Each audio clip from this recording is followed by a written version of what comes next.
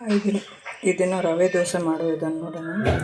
ಬನ್ಸಿ ರವೆ ತೊಗೊಂಡಿದ್ದೀನಿ, ಸ್ವಲ್ಪ ಅವಲಕ್ಕಿ, ಇವೆರಡನ್ನೂ ಒಂದು 10 ನಿಮಿಷ ನೆನೆ ಹಾಕಬೇಕು. ಈ ಥರ ನೆನೆ ಹಾಕಿದ್ದೀನಿ ನಾನು. ಇದನ್ನು ಮಿಕ್ಸಿಗೆ ಹಾಕಬೇಕು.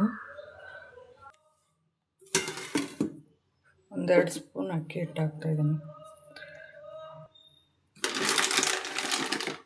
ಹೀಗೆ 1-2 ಸ್ಪೂನು ಗೋಧಿ ಹಿಟ್ಟು,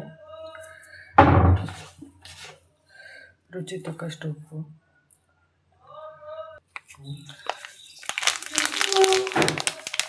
ಸ್ವಲ್ಪ ಸೋಡಾ,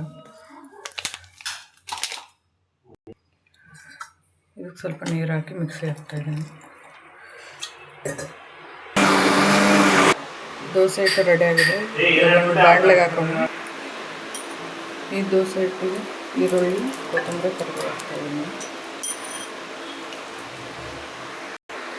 ಸ್ವಲ್ಪ ಕಾಳು, ದೋಸೆ ಹಿಟ್ಟು ಈ ಥರ ನೀರು ಕಲಿಸ್ಕೋಬೇಕು. ಈಗ ದೋಸೆ ಹಾಕೋಣ.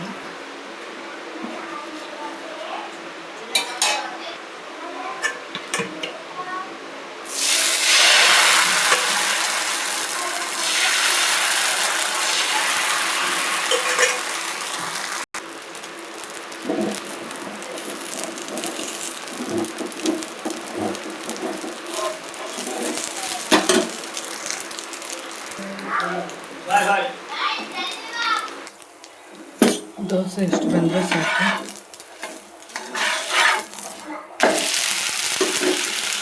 ಬಿಸಿ ಬಿಸಿ ರವೆ ದೋಸೆ ರೆಡಿ.